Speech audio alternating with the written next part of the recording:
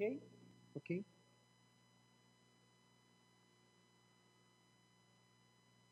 Boa noite a todos. A história se dá na década de 40 do século passado, em plena Segunda Grande Guerra Mundial.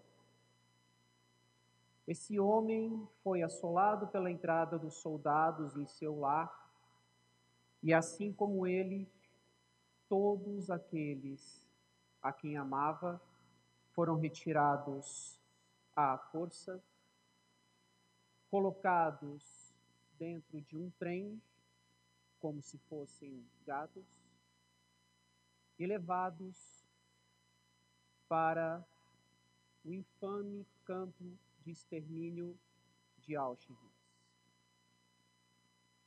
Os mais terríveis pesadelos que esse homem pudera ter na sua vida até então não eram páreos para cenas que dali em diante ele seria testemunho. Todos os seus familiares foram, ao serem separados, fuzilados. O único sobrevivente foi o seu filho, que ele só veio saber que também viera a óbito, porque viu uma outra criança com a roupa do garoto, e aí ele perguntou para os demais prisioneiros que estavam na mesma cela que ele: veja, é a roupa do meu filho. Por que será que deram a esse garoto que eu não conheço? Quando um homem vira para ele e diz: ora, meu amigo, o seu filho morreu no banho, no chuveiro. Stanisław Lech, um polonês culto, se vira como um ignorante nesse momento, porque como que o seu filho pudera vir a óbito em um banho de chuveiro? E aí lhe explicaram o que era o banho de chuveiro dentro do campo de Auschwitz. Dali em diante, ele prometeu a si mesmo que não se permitiria ter o mesmo fim que os seus familiares, ter o mesmo fim que o seu filho. E procurou conversar com os demais prisioneiros diuturnamente para entender se havia possibilidade de escapar daquele inferno. E toda vez que ele perguntava aos demais companheiros, todos eles também judeus, todos eles também retirados à força de seus lares, obtinha sempre a mesma resposta: ora, Stanisław, sossegue a sua mente, não torture a sua alma com preocupações que não levarão a nada. Nunca, ninguém jamais conseguiu fugir de Auschwitz. Contente-se em trabalhar todos os dias, o máximo que puder, e espere a guerra acabar. Essa é a nossa única esperança. Stanisław não se contentou com a resposta e continuava arquitetando em sua mente, continuava permeado pelos seus pensamentos, tentando encontrar uma saída de como fugir daquele campo de extermínio. E de tanto pensar, e de tanto matutar positivamente, inesperadamente, ele obteve um sinal. Um sinal, por sinal, estranho. Diríamos até horrendo. Porque em um dos dias, voltando do trabalho pesado, ele percebeu que havia um caminhão aonde eram depositados os corpos das mulheres, dos homens e das crianças que foram submetidos à câmara de gás. E ao invés do nosso personagem ficar revoltado, ao invés do nosso personagem dizer: ó meu Deus, quanta crueldade, como que o Senhor não faz nada diante dessa cena horripilante. Ao invés de maldizer os soldados nazistas, Stanislau viu que ali estava a oportunidade que tanto esperava, a oportunidade da sua salvação, a oportunidade da sua liberdade. E foi ter novamente com os seus companheiros de prisão. Eu encontrei uma saída, disse ele, e explicou como estava arquitetando o plano, que era o seguinte: todos os dias de manhã, quando os corpos eram depositados no caminhão, esse mesmo caminhão saía do campo de concentração e jogava aqueles desencarnados em uma vala distante a alguns quilômetros de Auschwitz. E os outros prisioneiros, ao escutarem o plano, gargalharam e disseram novamente: nunca ninguém conseguiu sair daqui de dentro com vida. E Stanislau respondeu: pois eu sairei com vida e saudável. E no dia seguinte, ele ficou ao lado do caminhão e, quando observou que ninguém estava olhando, tirou as suas vestes e se colocou no meio daquela pilha de cadáveres. Esperou praticamente quase que o dia todo,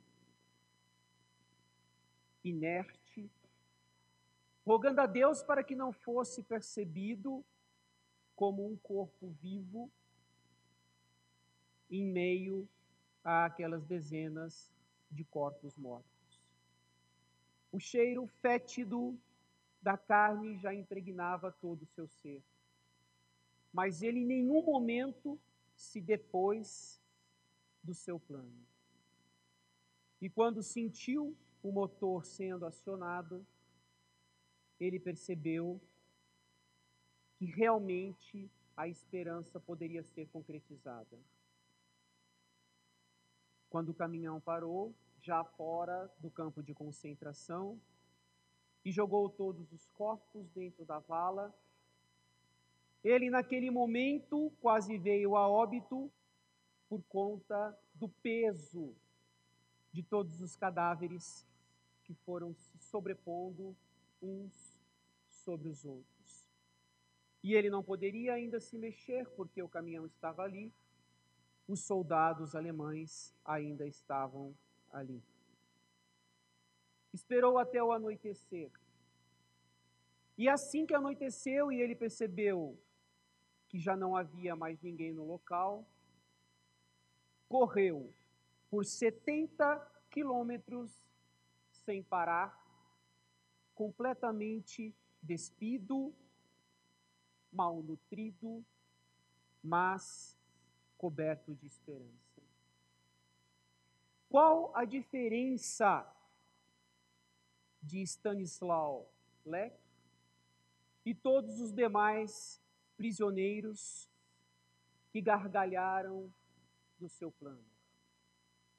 A diferença básica é que o personagem da nossa história utilizou o livre arbítrio do seu pensamento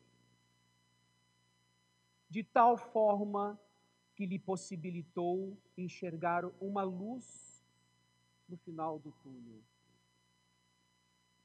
Livre-arbítrio. Questão 843 do Livro dos Espíritos. Pergunta Kardec aos espíritos: tem o homem o livre-arbítrio nos seus atos? Resposta dos espíritos: se tem liberdade para pensar, o tem para agir. Porque sem livre-arbítrio, o homem não passaria de uma máquina. Ora, mas Stanislau Lec não poderia ter livre-arbítrio. Afinal de contas, a classe social em que ele se encontrava havia acabado de ruir. A liberdade que ele tinha havia acabado de ser cesseada. No entanto, mais adiante, na questão 850 do Livro dos Espíritos, Kardec ainda nos elucida, quando pergunta aos espíritos se a classe social não pode ser um impeditivo para que o ser humano possa gozar em plenitude do seu livre-arbítrio. Resposta dos espíritos: certamente que, dependendo das circunstâncias, não podemos gozar do nosso pleno livre-arbítrio. No entanto, Deus vê a tudo. E ainda assim nos dá a responsabilidade, mesmo que pequena, de nos esforçarmos para colocarmos em prática o nosso livre-arbítrio. E foi isso o que Stanislau Lec fez. Mesmo desprovido de liberdade, mesmo em um local onde a possibilidade até mesmo de se movimentar era minuciosamente vigiada, ainda assim ele aproveitou a oportunidade, como diz a resposta dos espíritos na questão 850 sobre o livre-arbítrio, aproveitou a oportunidade e esforçou-se para que pudesse colocar em prática o seu livre-arbítrio. E a ciência moderna vem ao encontro da doutrina espírita, quando diz que não são as emoções que geram os pensamentos e, consequentemente, as ações. Porque isso seria nos tirar a oportunidade de termos a responsabilidade sobre tudo aquilo que nos acontece. Por isso a ciência moderna diz que são os pensamentos que geram as emoções. E essas, por consequência, os comportamentos e as ações. E qual a diferença? Não seria apenas um trocadilho de palavras? Absolutamente não. As emoções podem ser até mesmo nos embutida através de imagens, através de sons, mas os pensamentos não nos chegam até nós a não ser que queiramos. E aí sim nós temos a plenitude da responsabilidade de sabermos como queremos utilizar o nosso livre-arbítrio para emitirmos os nossos pensamentos. Os companheiros judeus de Stanisław Lem utilizaram um estilo explicativo que apenas os enfraquecia, que apenas os fazia ter uma visão muito limitada da perspectiva de vida, mesmo que a médio e longo prazo. Então eram esses mesmos pensamentos que geravam a desilusão, que geravam a tristeza. E por que Stanisław Lem conseguiu? Porque ele fez o processo inverso. Ele utilizou os seus pensamentos para que emoções mais fortalecedoras pudessem dar as condições necessárias para enxergar a luz no final do túnel. A história da humanidade está cheia de personagens que escolheram caminhos diversos diante de uma mesma situação. Pôncio Pilatos teve Cristo à sua frente, mas resolveu lavar as mãos e deixá-lo à mercê do madeiro infame. Pedro também teve Cristo à sua frente. Contudo, diferentemente de Pôncio Pilatos, abriu seu coração, abraçou o Mestre e tornou-se o maior estandarte do cristianismo. Lívia vivia à mercê de uma sociedade romana corrupta na época de Cristo. E poderia muito bem seguir o mesmo caminho das mulheres da socialite da época, mas quis fazer diferente. Lutou pelos seus princípios de amor a Jesus e trocou até mesmo o cárcere com a sua empregada para que pudesse ser devorada pelos leões, cantando e louvando a Jesus. Mas não precisamos recorrer à história muito distante de nós. Podemos olhar ao nosso redor e tentarmos entender como utilizamos o nosso livre-arbítrio para expressarmos os nossos pensamentos. Vejamos alguns exemplos. A mulher que perdeu o seu filho e a distância física foi tão dolorosa que ela acabou arrebatada por uma depressão profunda. E uma outra mulher que também perdeu o seu filho, mas que utilizou o livre-arbítrio de seu pensamento para se colocar à disposição de outros filhos que não nasceram de seu ventre. O homem que perdeu o emprego e se viu desesperado e se entregou à aberração do suicídio. E um outro homem que também se viu desempregado, mas que aproveitou o ensejo para utilizar o livre-arbítrio do seu pensamento e criar caminhos novos, assim como Stanisław Lem, e se tornou um grande empreendedor. Nós ainda não conseguimos equacionar o equilíbrio entre a dor e o prazer.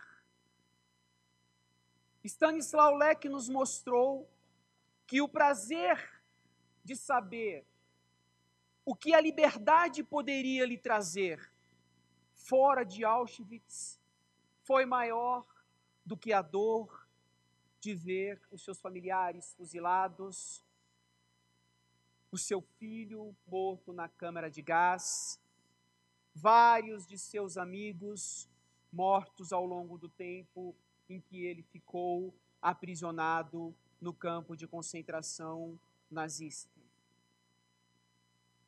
E isso é uma questão de escolha também. Há aquela pessoa que sabe que o excesso de peso pode inclusive lhe trazer uma série de patologias, uma série de doenças, mas utiliza o livre-arbítrio do seu pensamento de tal forma que o prazer de comer de forma desenfreada ainda é maior do que a dor de ver o seu corpo sendo acometido por uma série de patologias. Seja na questão 843, seja na questão 850, ou nas demais que estão no intermédio entre as duas, Kardec, ao perguntar sobre o livre-arbítrio, deixa muito claro que até mesmo uma criança que ainda não tem todas as suas faculdades mentais libertadas pelos órgãos físicos, ainda assim, em menor grau, tem responsabilidade sobre os seus pensamentos. E que dirá nós, adultos? A responsabilidade, com absoluta certeza, é ainda muito maior. Reflitamos a respeito de como nós estamos utilizando o livre-arbítrio de nosso pensamento. Esqueçamos dos exemplos de Stanislau Lec, esqueçamos dos exemplos de Pôncio Pilatos, de Pedro, de Lívia, esqueçamos dos exemplos das mulheres que perderam os filhos ou dos homens que perderam seus empregos. Esqueçamos dos exemplos das pessoas que estão sendo acometidas por patologias advindas do sobrepeso. Vamos pensar sobre nós, como temos utilizado o livre-arbítrio para expressarmos os nossos pensamentos. Temos utilizado de tal forma que nos fortalece e fortalece àqueles que convivem conosco? Temos utilizado o livre-arbítrio para expressar os nossos pensamentos dentro do nosso âmbito profissional, de tal forma que nós fortalecemos àqueles que estão ao nosso redor? Temos aberto os nossos corações, como Pedro, e nos aproximado dos ensinamentos de Jesus? Ou temos lavado as nossas mãos, como Pôncio Pilatos, e nos afastado do caminho que nos leva à liberdade, assim como Stanislau conseguiu a sua? Hoje, vivemos em uma sociedade que não precisamos nos preocuparmos mais com os campos de concentração, mas estamos presos numa sociedade consumista que muitas vezes não nos permite nos expressarmos por intermédio de pensamentos que nos fortalece e que fortalece aos demais, especialmente aqueles que se encontram dentro do nosso próprio seio familiar. Que possamos aproveitar o ensejo dessa casa abençoada, que não é só uma casa de escuta mas uma casa também, sobretudo, de reflexão, e que utilizemos todos os conceitos que foram tratados hoje para que possamos, ao sair dessa casa abençoada e adentrarmos os nossos lares, entendermos se estamos lavando nossas mãos ou abrindo os nossos corações. Uma boa noite a todos.